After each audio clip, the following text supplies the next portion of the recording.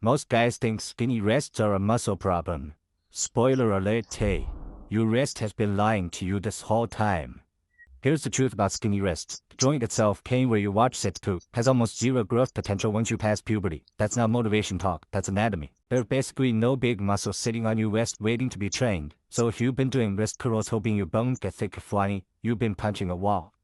But here's the flip. There's one muscle group sitting just above that joint tray, like a sleeve to ads. And when it grows, your wrist instantly looks thicker. The best exercise for it is not wrist curls. It's the move almost nobody trains. Let's kill the fantasy first. Your wrist's mostly bone, tendons, and connective tissue. There's basically no big wrist muscle waiting to be pumped. Huh? See? Nothing here. Think of your wrist like the neck of a bottle. You can't change the neck much head, but if the bottle gets wider right above it, the neck looks smaller by comparison. That's the game. And the invisible enemy here is the most common forearm advice on the internet. Just do wrist curls, because wrist curls miss the muscles that create the dense bracelet looking at the wrist. First, understand what creates the thick wrist illusion. Then, the one exercise that builds it. Then, how to train it without turning your elbows into glass. Puzzles.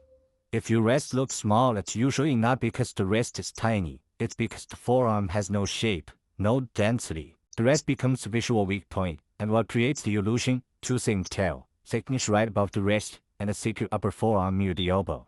When both grow, your wrist looks smaller relative to the forearm, and that's what really does strength. Now ask yourself, are wrist curls actually training those zones? Most people train what they can feel, not what they need. You need the muscles responsible for controlling rotation and bracing half, because those run thick to the exact place you care about. The strongest looking forearms aren't owned by the guy doing wrist curls. They're owned by people who fight rotation for a living. Arm wrestlers, climbers, grapplers. Because rotation is where the forearm turns into a steel cable, and you're about to steal the one quality those guys build that the effort lifter never touches tight, pronation strength.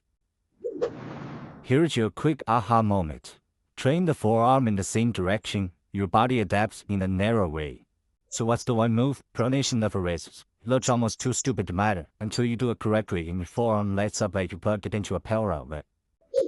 You'll need a light dumbbell held by one end, a sledgehammer, a mace bell, or even a broomstick with a weight taped to the side. Hold the dumbbell by one head so the other head sticks out like a long handle. That long handle creates torque, and torque is what makes a lightweight feel impossibly heavy. Slowly rotate your hand inward.